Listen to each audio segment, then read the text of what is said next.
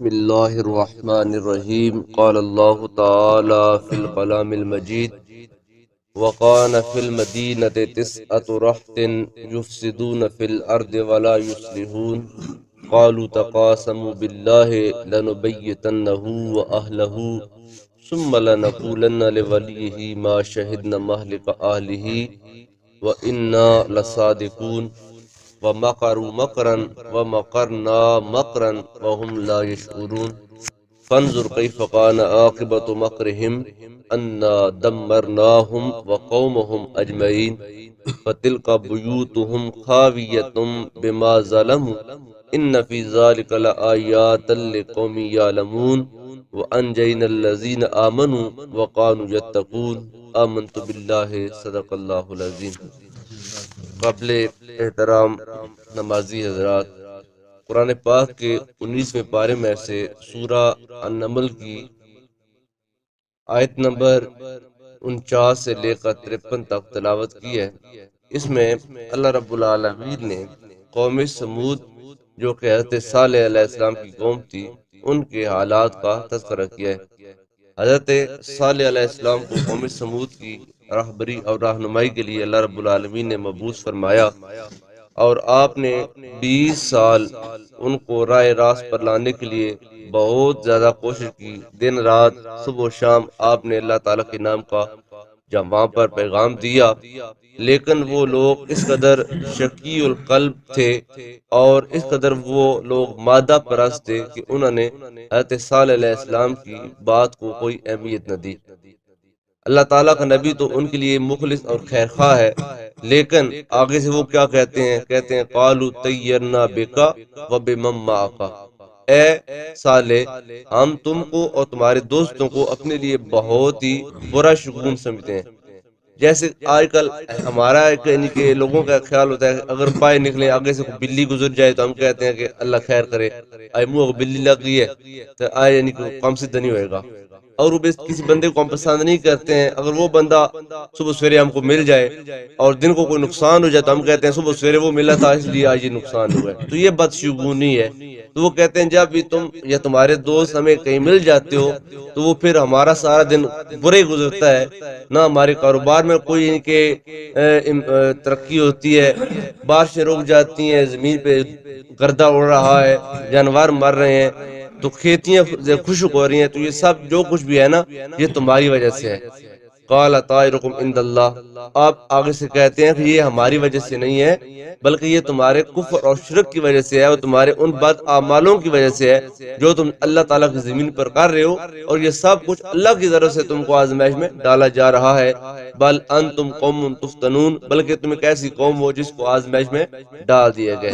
قرآن کہتا ہے وقان فی المدینۃ تسعۃ رہط، اس قوم میں 9 آدمی تھے، یفسدون فی الارض، جو ہر وقت زمین میں فساد ہی کیا کرتے تھے، پروپگنڈا کرتے تھے۔ جہاں پر اچھے لوگ ہوتے ہیں وہاں پر برے لوگ بھی ہوتے ہیں، اور جو برے لوگ ہوتے ہیں وہ اپنا شر اچھائیوں سے زیادہ پھیلاتے ہیں۔ تو اس یعنی کہ بستی میں جہاں پر حضرت صالح علیہ السلام کو بھیجا گیا تھا، اس بستی میں 9 سردار تھے، یعنی کہ جیسے 9 برادریاں ہوتی ہیں نا، ہر برادری کا ایک سردار ہوتا ہے، تو وہ سردار تھے اور ان کے آگے یعنی کہ جو سردار زادے تھے، امیر زادے تھے، بچے تھے، وہ حضرت صالح علیہ السلام کو ہر وقت تنگ کرتے تھے۔ ہر امیر زادے کے ساتھ پھر اس کے اوباشوں کی ایک ٹولی ہوتی تھی جو جہاں پر بھی صالح علیہ السلام کو پاتے تو آپ کو بہت زیادہ تنگ کرتے تھے، تو وہ زمین میں ہر وقت فساد ہی برپا کیا کرتے تھے۔ ولا یصلحون، اور کبھی بھی وہ اصلاح کی کوشش نہیں کرتے تھے۔ قالوا تقاسموا باللہ لنبیتنہ وآلہ ثم لنقولن لولیہ ما شہدنا مہلک اہلہ وإنا لصادقون، جب حضرت صالح علیہ السلام کی وہ اونٹنی جو اللہ تعالیٰ کے امر سے پہاڑ سے نکلی تھی، اس کو ان 2 ظالموں نے مسدہ اور کدار بن سالف نے جب شہید کر دیا، تو اس کے بعد صالح علیہ السلام نے ان کو کہا کہ میں نے تم کو کہا نہیں تھا کہ لا تمسوها بسوء، کہ اس کو برائی کے ارادے کے ساتھ چھونا نہیں ہے، اگر تم نے برائی کے ارادے کے ساتھ چھوا تو تم کو ایک عذاب علیم پکڑ لے گا، تم ایک سخت عذاب میں مبتلا ہو جاؤ گے، تو میں نے تم کو منع نہیں کیا تھا۔ اب جب حضرت صالح علیہ السلام نے یہ کہا نا تو وہ کہتے ہیں یا صالح ہو ائتنا بما تعدنا ان کنت من المرسلین، اے صالح اگر تو واقعی اللہ کا رسول ہے نا، چونکہ وہ تو صالح علیہ السلام کو اپنی برادری کا، اپنے گاؤں کا، اپنے علاقے کا عام سب بندہ سمجھتے تھے نا، لیکن ان کو یہ معلوم نہیں تھا یہ عام دکھنے والا بندہ اللہ کا کتنا قریبی ہے، اور ان کے نزدیک یہ تھا کہ یہ صالح علیہ السلام بس ہوائیاں ہی مار رہے ہیں، ہوائیں پھٹکے کر رہے ہیں کہ تم پر عذاب آ جائے گا، یہ ہے وہ کہتے ہیں کہ اے صالح اگر تو واقعی اللہ کا رسول ہے نا، پھر وہ عذاب لے آ جس عذاب کا تو ہم سے وعدہ کرتا ہے۔ تو آپ نے فرمایا ٹھیک ہے، جب تم بزد اس بات پہ کہ عذاب آئے ہی آئے، پھر میں تم کو عذاب کی یعنی کہ قبل از وقت تم کو خبر دیتا ہوں کہ بس تم پر عذاب آئے گا، اور اس کی علامات یہ ہوں گی کہ جمعرات والے دن تمہارے سب پوری قوم کے چہرے جو ہے نا وہ پیلے پڑ جائیں گے۔ جمعے والے دن یعنی کہ خوف کا پہلا درجہ ہوتا ہے، چہرے پہ جب انسان پریشان ہوتا ہے نا تو اس انسان کا چہرہ زرد ہو جاتا ہے، خوف کی وجہ سے، ڈر کی وجہ سے، پریشانی کی وجہ سے۔ فرمایا جمعرات والے دن تم سب کے چہرے زرد ہوں گے، جمعے والے دن تم سب کے چہرے جو ہے نا وہ سرخ ہو جائیں گے، اور یہ خوف کا دوسرا درجہ ہے، ڈر کا دوسرا درجہ ہے کہ زردی کے بعد چہرہ پھر سرخ ہو جاتا ہے۔ پھر اس کے بعد فرمایا کہ اس سے اگلا دن جب ہفتے کا دن آئے گا نا تو ہفتے والے دن تم سب کے چہرے سیاہ ہو جائیں گے، اور جب تمہارے چہرے سیاہ ہوں گے ساتھ ہی پھر اللہ تعالیٰ کا عذاب بھی شروع ہو جائے گا۔ جب جمعرات کا دن آیا تو جب لوگوں نے صبح کی تو ایک بندہ دوسرے کو کہتا ہے یار کیا وجہ ہے تمہارا چہرہ ایسے زرد کیوں پڑا ہے؟ وہ کہتا ہے میرا نہیں پڑا، تمہارا چہرہ زرد ہے۔ اب جب ہر بندہ دوسرے کو کہتا ہے نا تو وہ یعنی کہ ہوا کی طرح پورے علاقے میں بات پھیل جاتی ہے کہ پورے علاقے کے ہر بندے کا چہرہ جو ہے نا وہ زرد پڑ گئے۔ پھر وہ کہتے ہیں یار کل صالح نے یہ بات تو کی تھی کہ یہ یعنی کہ عذاب کا پہلا درجہ ہے، اور اس وجہ سے کہ کل ہم سب کے چہرے سرخ پڑ جائیں گے، یہ ڈر دل میں پیدا ہو گیا کہ یہ خوف پیدا ہو گیا، تو وہ لوگ یعنی کہ ایک عجیب سے ڈر اور خوف میں مبتلا ہو گئے، بجائے اس کے کہ وہ اللہ تعالیٰ کی بارگاہ میں لوٹتے اور اس عذاب کی پہلی نشانی کو دیکھ کر عبرت پکڑ لیتے۔ ان سے پہلے قوم عاد کو تباہ کیا گیا تھا، قوم عاد سے پہلے قوم نوح کو تباہ کیا گیا تھا، تو پہلی ان دو قوموں کے حالات وہ جانتے تھے، لیکن انہوں نے فراموش کر دی جان بوجھ کر۔ دنیا بناتے بناتے، پہاڑوں میں گھر بناتے بناتے وہ طاقتور اپنے آپ کو سمجھتے تھے، وہ سمجھتے تھے کہ ہم نے مرنا نہیں ہے، کوئی ہم پر عذاب لا نہیں سکتا، تو انہوں نے اپنے آپ کو آل نال سمجھا کہ ہم سب کچھ ہیں، بجائے اس کے کہ پہلے دن کی وہ جو عذاب کی نشانی تھی اس کو دیکھ کر وہ عبرت پکڑ لیتے، انہوں نے عبرت نہ پکڑی۔ دوسرا دن آیا تو سب کے چہرے سرخ پڑ گئے۔ جب دوسرا دن آیا تو انہوں نے یعنی قرآن کہتا ہے کہ دن کے وقت وہ جو 9 بندے تھے نا جو شریر قسم تھے، یعنی کہ فسادی لوگ تھے، انہوں نے ایک جگہ پر بیٹھ کر میٹنگ کی، اور میٹنگ کر کے اس میٹنگ میں کیا ایجنڈا پیش کیا گیا؟ کہتے ہیں قالوا تقاسموا باللہ لنبیتنہ وآلہ، وہ کہتے ہیں کہ تم سب اللہ کی قسم کھا کر حلف اٹھاؤ کہ آج رات ہم شب خون ماریں گے صالح علیہ السلام پر اور ان کے اہل خانہ پر، ہم رات کے وقت ان پر حملہ کریں گے اور صالح کو اور صالح کے خاندان کو کاٹ کر رکھ دیں گے، نہ رہے گا بانس نہ بجے گی بانسری۔ کہاں پر عذاب، اور کہاں اگر عذاب آئے گا بھی نا تو عذاب آنے سے پہلے ہم صالح کا کام مکمل کر دیں گے جس نے ہمارے علاقے میں یہ شر پھیلا دی ہے۔ قالوا تقاسموا باللہ لنبیتنہ وآلہ ثم لنقولن لولیہ ما شہدنا مالک آلہ، پھر صالح اور اس کے خاندان کو مارنے کے بعد اگر اس کے وارثوں نے کوئی بات کی تو ہم ان کو یہ کہہ دیں گے کہ ہم تو پتہ ہی نہیں ہے، یعنی جس رات صالح کو مارا گیا ہے اس رات ہم تو بستی میں تھے ہی نہیں، ہم تو کہیں اور کام کو یعنی گئے ہوئے تھے، ہم تو وہاں پر موجود ہی نہیں تھے۔ وَإِنَّا لَصَادِقُونَ، اور ہمارا یقین کرو ہم سچ کہہ رہے ہیں، یعنی کہ مار کر ہم سرے سے مکر جائیں گے، چونکہ ہم امیر زادے ہیں، ہم اس علاقے کے بڑے ہیں، تو کس غریب کی یہ مجال ہے کہ وہ ہمارے خلاف گواہی دے گا؟ یعنی کہ یہ جو ہوتے ہیں زیادہ پڑے ان کے پیسوں والے جاگیروں والے جو اپنے آپ کو بہت کچھ سمجھتے ہیں، ان کا یہ زوم ہوتا ہے کہ یہ جو ہمارے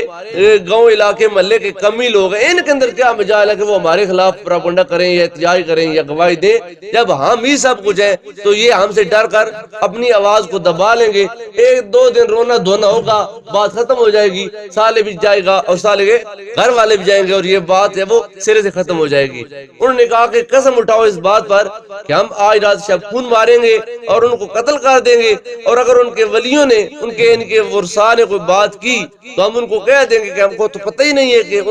ان کو کس نے مارا ہے، اور ہمارا یقین کرو ہم اس بات میں سچے ہیں۔ وَمَكَرُوا مَكْرًا، قرآن کہتا ہے اس کمرے میں بیٹھ کر ان ظالموں نے خفیہ تدبیریں کی، خفیہ چالیں چلی اللہ کے نبی اور اللہ کے نبی کے خاندان کے بارے میں، انہوں نے پلاننگ کی، وہ ادھر پلاننگ کر رہے تھے۔ اللہ فرماتا ہے وَمَكَرْنَا مَكْرًا، ادھر ہم بھی پلاننگ کر رہے تھے کہ تم آ کر دیکھو صحیح آج، پھر دیکھتے ہیں تمہارا حال کیا ہوتا ہے۔ ادھر وہ پلاننگ کر رہے ہیں اللہ کے نبی کے خلاف، اور ادھر اللہ تعالیٰ اپنے ملائکہ کے ساتھ ان کے بارے میں پلاننگ کر رہے ہیں۔ وَهُمْ لَا يَشْعُرُونَ، اور وہ ہماری خفیہ تدبیروں سے آگاہ نہیں تھے کہ ہمارے ساتھ ہونے والا کیا ہے۔ جب تیسرا دن آیا جس دن ان سب کے چہرے کالے پڑ گئے، اس رات اس قوم کے وہ جو 9 باشندے تھے، وہ جو فسادی لوگ تھے، انہوں نے حضرت صالح علیہ السلام کے گھر پر شب خون مارا۔ رات کا وقت ہے، تلواریں لے کر وہ حضرت صالح علیہ السلام کے گھر کی طرف جب پلٹے آئے، جب دروازے کے پاس پہنچتے ہیں، آگے سے اللہ تعالیٰ نے عذاب کے پہلے فرشتے کھڑے کیے ہوئے تھے، مقرر کیے ہوئے تھے۔ وہ لوگ نزدیک آتے گئے، ان فرشتوں نے ان پر پتھروں کی بارش کرنا شروع کر دی۔ پتھر تو آتے دکھائی دیتے تھے لیکن پتھر پھینکنے والا دکھائی نہیں دیتا تھا کہ پتھر کون ہم کو مار رہا ہے۔ یک لخت اس ان کے گروہ کو جو 9 لوگ آئے تھے، اور ان کے ساتھ کچھ اور لوگ بھی تھے قوم کے جو ان کے حمایتی تھے، وہ بھی یہ ڈرامہ دیکھنے آئے تھے کہ کیسے ان کو مارا جائے گا، کیسے قتل کیا جائے گا۔ تو وہ جتنے لوگ بھی آئے تھے ان سب کو وہاں پر ان کے چند ہی لمحات کے اندر فرشتوں نے ان کے مار کر تباہ و برباد کر دیا۔ اور یہ وہ رات آخری رات تھی جس رات ان کی وہ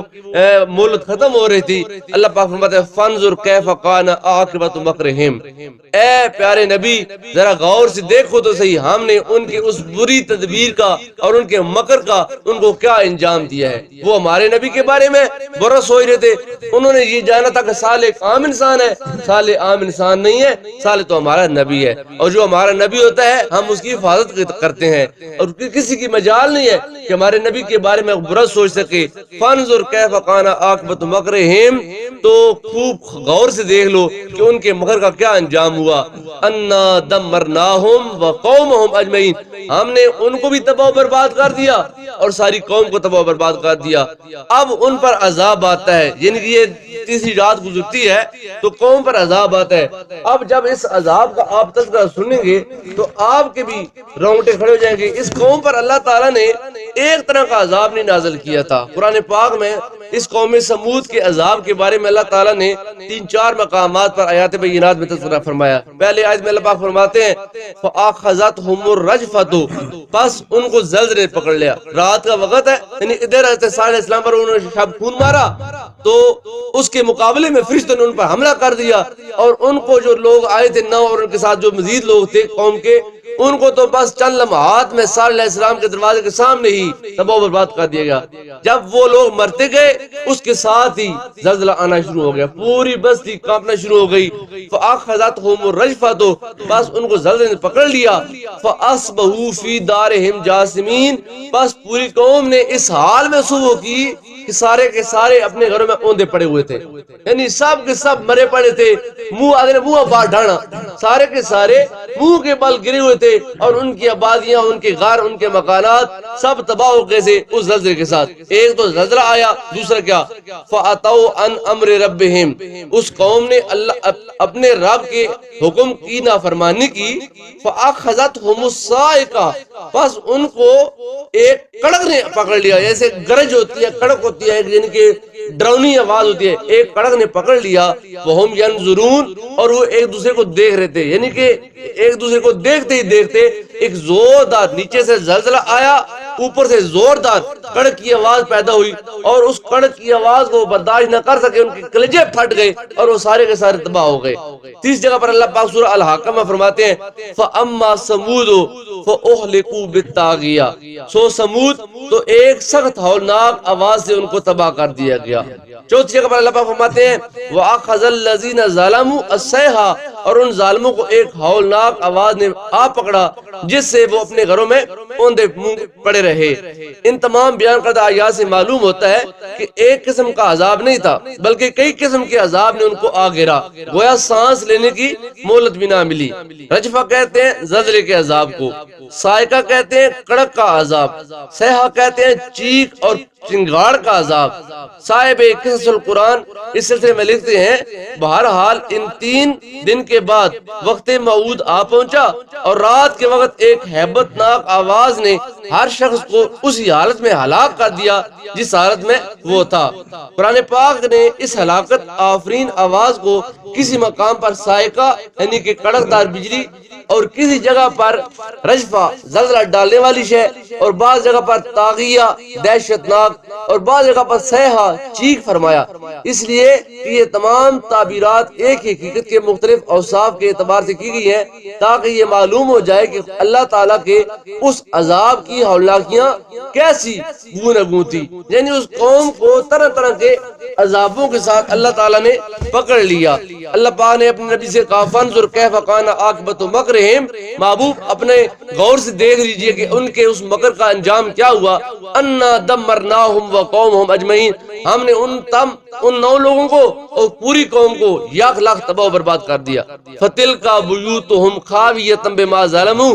اور آج ان کے گھر اجڑے پڑے ہیں ان کے ظلم کی وجہ سے، جو انہوں نے ظلم کیا تھا اس ظلم کا ان کو یہ انجام ملا کہ ان کے آج گھر تباہ و برباد ہیں، نہ وہ رہے نہ ان کے املاک رہے اور نہ ان کی دنیا رہی، سب تباہ ہو گیا۔ ان فی ذلک لآیات لقوم یعلمون، اس سارے واقعے میں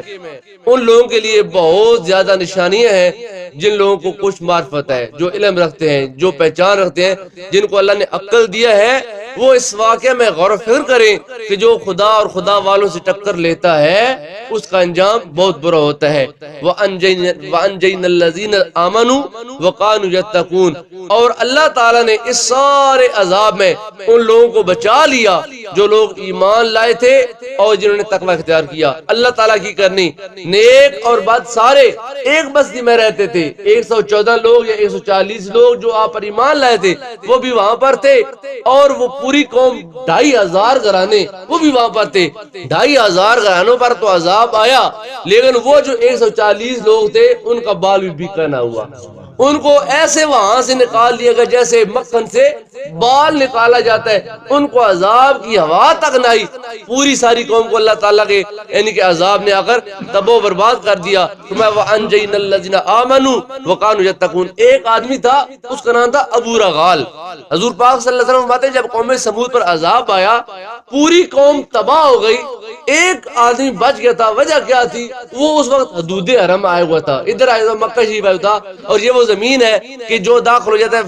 کہ ومن داخلہ کان آمنا، جو حدود حرم میں داخل ہوتا ہے وہ امن میں ہوتا ہے۔ اور حدود حرم میں بندے کو اپنے یعنی کہ جسم پر کیڑی مارنے کی، مکھی مارنے کی یا جو مارنے کی اجازت نہیں ہے، کیونکہ وہاں پر اس مخلوق کو بھی امن حاصل ہے۔ وہ بندہ حدود حرم میں تھا، ادھر وہ حدود حرم میں تھا، ادھر اس کی قوم پر عذاب آ رہا تھا، یہ ادھر محفوظ تھا اور وہ تو سارے مر رہے تھے۔ حضور پاک فرماتے ہیں جو ہی اس بندے نے حدود حرم سے باہر قدم رکھا، جو ہی باہر نکلتا گیا تو جس عذاب نے قوم سمود کو پکڑا تھا اس عذاب نے اس بندے کو وہاں پر آ کر پکڑ لیا اور مر گیا۔ جب حضور پاک صلی اللہ علیہ وسلم یعنی کہ ایک دن سفر کر رہے تھے تو ابو رغال کی قبر کے پاس حضور پاک گزرے تو حضور پاک صلی اللہ علیہ وسلم فرمایا صحابہ جانتے ہو یہ کس کی قبر ہے؟ صحابہ کہتے ہیں اللہ و رسول عالم۔ حضور فرماتے ہیں یہ ابو رغال کی قبر ہے، اور ابو رغال یہ حضور پاک سے صدیوں پہلے مر کھپ گیا تھا، تو حضور فرمایا یہ ابو رغال کی قبر ہے اور یہ قوم سمود کا بندہ ہے۔ جب عذاب آیا تھا تو یہ ادھر مکہ آیا ہوا تھا، یہ بچ گیا تھا، لیکن جو ہی یہ حدود حرم سے باہر قدم رکھتا گیا تھا برا انسان نا، اس قوم کا تھا اور ان کا ہم نوا تھا، جو ہی قدم باہر رکھتا گیا حدود حرم سے، اور جس عذاب نے وہاں پر زلزلے نے، کڑک نے، صیحہ اور چنگار نے قوم کو ہلاک کیا تھا، اسی عذاب نے اس کو یہاں پر آ کر پکڑ لیا اور یہ یہاں پر مر گیا۔